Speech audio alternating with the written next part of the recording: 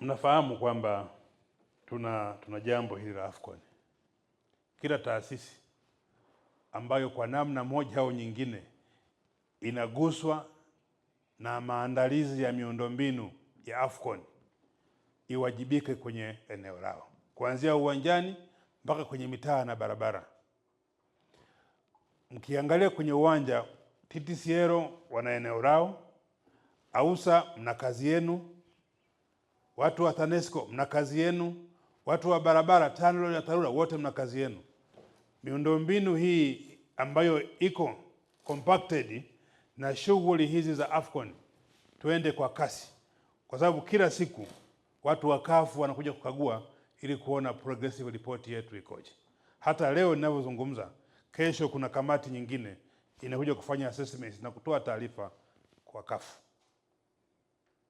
Kwa kila mmoja angalie ni eneo lipi kwake kumepwaya ili afanye haraka.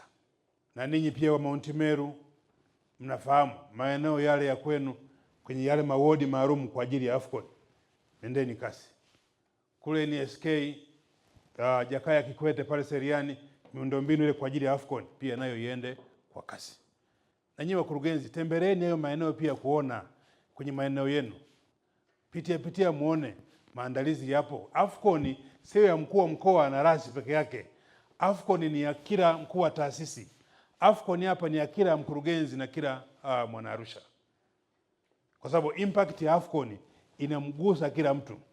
TRA AFCON inakugusa target zako. JIPSA inakugusa AFCON. MSD madawa inakugusa, BOT kwenye uchumi inakugusa.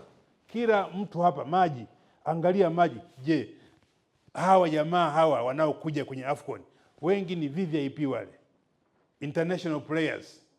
Sio chani hii ni AFCON. Hao wengi wachezaji hao wako Ulaya, na wanaokuja wengine kutoka Ulaya wanakuja hapa, watu wa FIFA wale. Mnaona treatment yao kwenye World Cup wale. Tunaposema Geneva of Africa, watu waone hivyo vitu vyote vipo kama Geneva hivi Ulaya.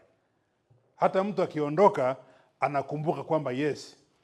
Kwa hiyo niwaombe sana, tembeleeni muone maeneo yote ambayo ni muhimu kujiandaa kwa ajili ya AFCON yafanyike mapema.